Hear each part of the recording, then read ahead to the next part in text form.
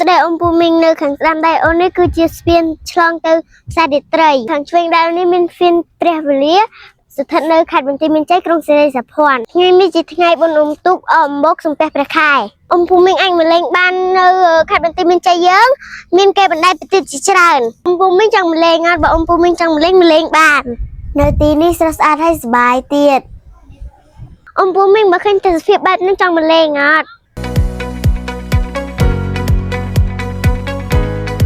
ពេលយំចឹងសប្បាយមនុស្សច្រើនទៀតវិញពុកម៉ែបងប្អូនបានមកលេងនៅស្ពានថ្មយើងអត់បងប្អូនខ្ញុំវិញឲ្យអាណាក៏វាមិនយកខ្ញុំដាក់ទៅមើលប្រទេសដល់ពេលយំចឹងបើកភ្លើងស្រស់ស្អាតខ្លាំងមែនទែនដល់ពេលប្រទេសបើកភ្លើងចឹងស្រស់ស្អាតហើយនឹងភ្លឺឆ្នាំនេះខ្ញុំចង់បដាច់ប្រទេសខ្ញុំសុំលុយមីខ្ញុំទៅទិញប្រទេសដើម្បីបដាច់ឆ្នាំនេះខ្ញុំអត់មានសុំអីច្រើនខ្ញុំសុំឲ្យតែប៉ាម៉ាក់ខ្ញុំរស់ស៊ីមានបានឲ្យខ្ញុំរៀនបកកែលើលោកនេះអ្វីៗក៏អាចកាត់ឡើងបានដែរមើលមិនឃើញទេអំពូមីងអើយពេលខ្លះខ្ញុំជាមនុស្សម្នាក់ដែលគេមើលងាយខ្ញុំរឿងអីក៏អាចកាត់ឡើងបានដែរទីនេះមនុស្សច្រើនណាស់មនុស្សអខ្លាំងមែនទេលើអូនបួងសួងឲ្យអូនរៀនបកកែប៉ាម៉ាក់រស់ស៊ីមានបានហើយអូនរៀនឆ្លាតឥឡូវយើងបានដាក់ប្រតិបត្តិដែរអំពូមីងឆ្នាំនេះសប្បាយជាងឆ្នាំមុន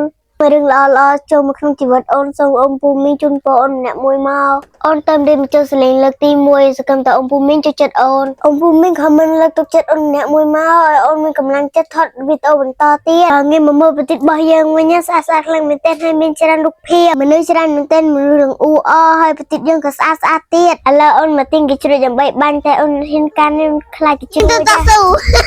ចាឡអំពូមីងខិតខេចេះសោះកាលណាដែលចង់បាញ់កញ្ជ្រួចគេខ្ញុំទៀតទិញកញ្ជ្រួចដល់ពេលទិញមកខ្ញុំខ្លាចអដែលពេលកញ្ជ្រួចឆេះខ្ញុំអត់ហ៊ាន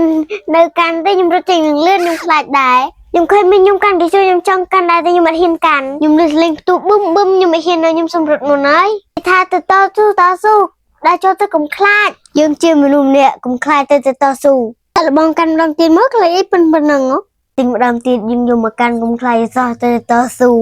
មីងខ្ញុំខំខិតឲ្យគេឲ្យខ្ញុំខំតែចាំបាញ់មានណាមឆេះផងពីជ្រួចនៅឆេះហើយមានផ្លឹមដែលលើបជ្រួចនឹងតែវាអបស្ទូទេខំកាត់ទៀតហើយផ្ទុះវានៅតាមផ្ទុះវានៅតាមផ្ទុះខ្ញុំខឹងខ្លាំងពេកខ្ញុំដើរមកមើលគេប្រហោះគោមស្រាប់តែកញ្ជ្រួចនឹងវាឆេះថ្ងៃនិស័យយើងអំបិលមែនណាមានបានខ្ញុំកាន់ណាបានស៊ីណាអ្នកកាន់ឥឡូវខ្ញុំអំពុំមីទៅមើលរឿងមួយដែលខ្ញុំមិនដែលឃើញទេតែឃើញឆ្នាំនេះឯងវិធីឆ្នាំនេះគឺអស្ចារ្យខ្លាំងមែនទែនហើយសប្បាយគឺកម្មវិធីគេដាល់ម្បុកនិយាយមែនណាអំពុំមីខ្ញុំមិនដែលឃើញគេដាល់ម្បុកទេតែឃើញឆ្នាំហ្នឹងឯងនេះគឺជាបុណ្យប្រពៃណីខ្មែរយើងគឺអស្ចារ្យខ្លាំងមែនទែនខ្ញុំចង់ឲ្យកម្មវិធីសប្បាយបែបហ្នឹងមានរាល់ឆ្នាំតែឆ្នាំនេះគឺស្ដាយបានមកមើលគេអ៊ំទូកឥឡូវទៅមើល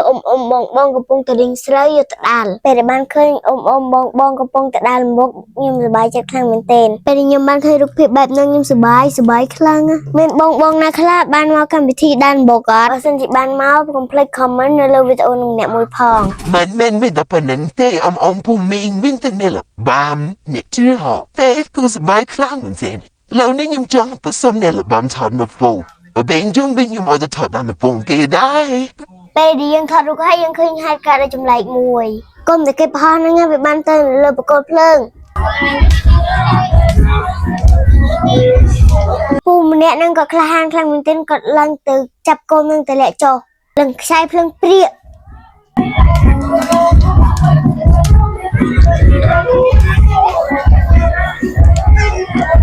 ដល់ពេលអញ្ចឹងខ្ញុំខ្លាចតែខ្ញុំឈរមើល